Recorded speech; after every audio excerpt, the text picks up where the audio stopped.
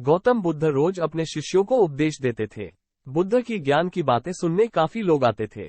एक व्यक्ति गौतम बुद्ध का प्रवचन सुनने रोज नियम से आता था और उनकी सारी बातें सुनता था। बुद्ध अपने प्रवचनों में क्रोध, अहंकार, लोभ, शत्रुता छोड़ने की बात कहते थे।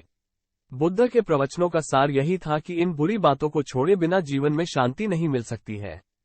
एक दिन उस व्यक्ति ने गौतम बुद्ध से कहा कि तथागत, मैं रोज नियम से आपके प्रवचन सुन रहा हूँ, लेकिन मुझे कोई लाभ नहीं मिल रहा है।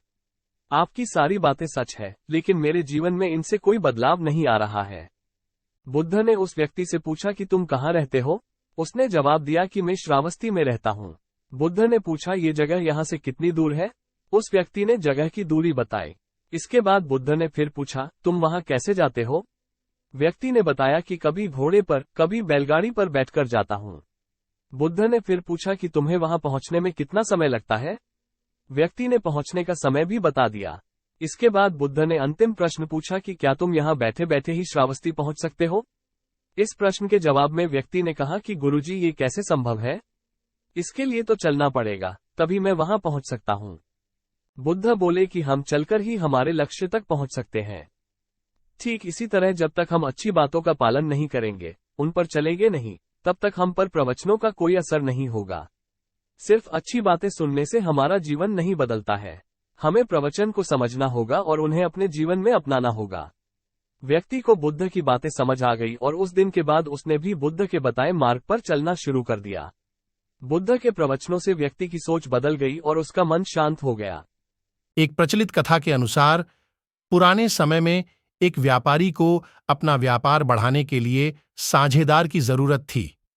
ये बात उसने अपने साथी व्यापारियों को भी बताई। कुछ दिनों के बाद उसके पास एक व्यक्ति आया और बोला कि वह साझेदार बनना चाहता है। व्यापारी को साझेदार चाहिए था, तो उसने उसे भी अपने व्यापार में शामिल कर लिया। तो साझेदार व्यापार करने लगे। उनका काम तेजी से बढ़ रहा था। एक दिन व्यापारी का एक दोस्त उससे मिलने आया तो उसने साथी साझेदार को देखा।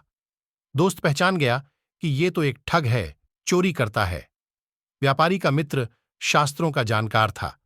उसने पढ़ा था कि कभी भी किसी की बुराई नहीं करनी चाहिए, इसीलिए उसने नए साझेदार की प्रशंसा की। मित्र ने व्यापारी से कहा कि तुम्हारा नया साझेदार जिसके साथ काम करता है, उसका विश्वास जीत लेता है।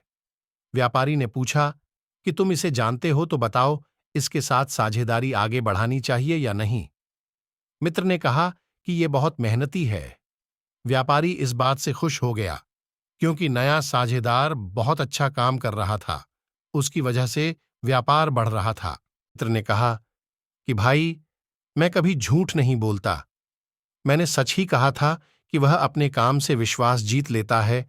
उसने तुम्हारा विश्वास जीत लिया था। मैंने कहीं पढ़ा है कि कभी भी किसी बुराई नहीं करनी चाहिए, इसीलिए उसके ठग होने की बात तुम्हें नहीं बताई। बातें सुनकर व्यापारी ने कहा कि तुम्हारे अधूरे ज्ञान की वजह से मैं बर्बाद हो गया। ऐसा ज्ञान किसी काम का नहीं है जिसकी वजह से दूसरों को हानि होती है। तुम पहले बता देते तो मैं बर्बादी से बच सकता था।